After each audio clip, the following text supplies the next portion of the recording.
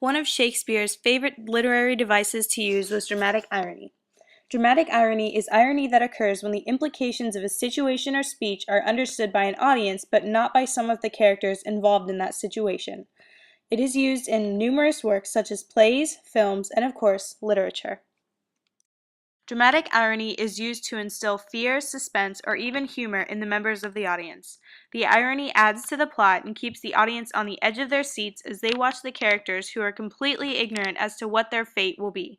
Cliché phrases like, "don't go in the basement," are the result of dramatic irony because the audience has full knowledge of what is down there. In Shakespeare's famous play Romeo and Juliet, dramatic irony occurs when Romeo finds Juliet and thinks that she is dead. The audience, however, knows that Juliet is not dead and is merely sleeping. Deciding he cannot live without her, Romeo poisons himself. Poor Juliet wakes up and finds lifeless Romeo, so she kills herself as well.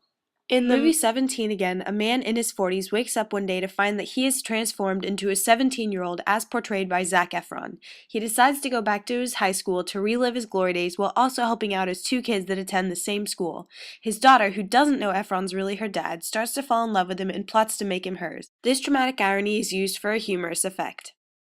In Pirates of the Caribbean, Captain Barbossa and his crew are placed under a curse that can only be broken when the last piece of a special treasure is returned along with the blood of a certain person.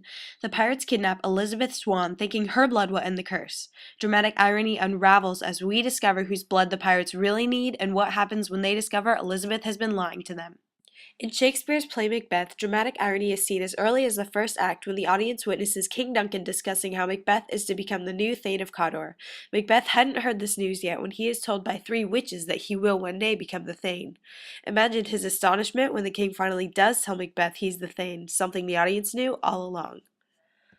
As you can see, dramatic irony doesn't always have to be, well, dramatic. Sometimes changes in circumstances due to dramatic irony can even be for the better. It's just that some of the most famous uses are associated with tragedy, where it serves to emphasize how limited human understanding can be even when it is most plausible and how painful the result is.